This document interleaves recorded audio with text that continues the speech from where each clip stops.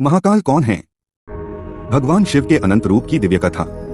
बहुत समय पहले, जब न पृथ्वी थी, न आकाश, न दिन था, न रात, चारों ओर केवल अंधकार और अनंत शून्य फैला हुआ था। ऐसा लग रहा था मानो समय भी रुक चुका हो। लेकिन उस अनंत शून्य में एक शक्ति विद्यमान थी, एक ऐसी दिव्य शक्ति जो स्वयं समय से भी परे थी। वही शक्ति थी महाकाल। महाकाल अर्थात काल के भी काल, जिनका न कोई आरंभ है न अंत, जो सृष्टि बनने से पहले भी थे और प्रलय के बाद भी रहेंगे। धीरे धीरे उस शून्य में दिव्य ऊर्जा प्रकट होने लगी। कॉस्मिक प्रकाश की लहरें पूरे ब्रह्मांड में फैलने लगी। तभी क्षीरसागर में भगवान विष्णु योग निद्रा में प्रकट हुए।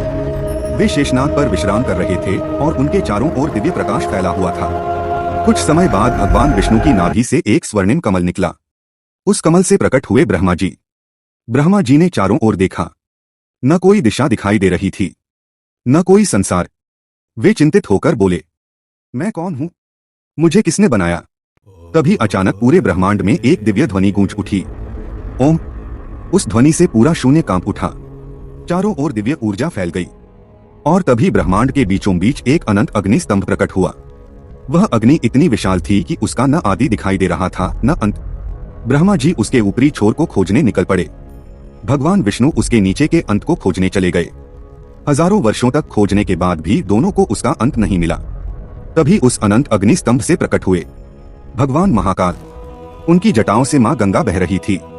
माथे पर अर्धचंद्र चमक रहा था। तीसरा नेत्र सूर्य की अग्नि की तरह प्रज्वलित था। गले में विशाल सर्प लिपटे थे और शरीर पर भस्म विराजमान थी।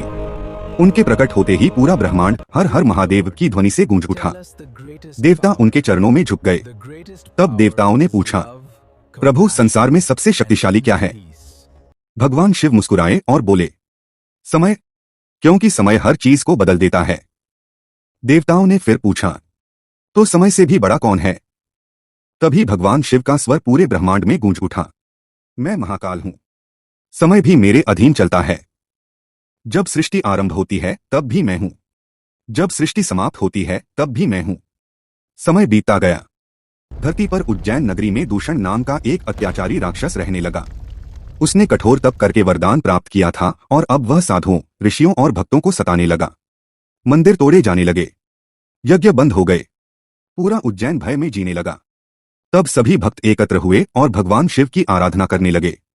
वे दिन रात केवल एक ही नाम जपने लगे, हर हर महादेव।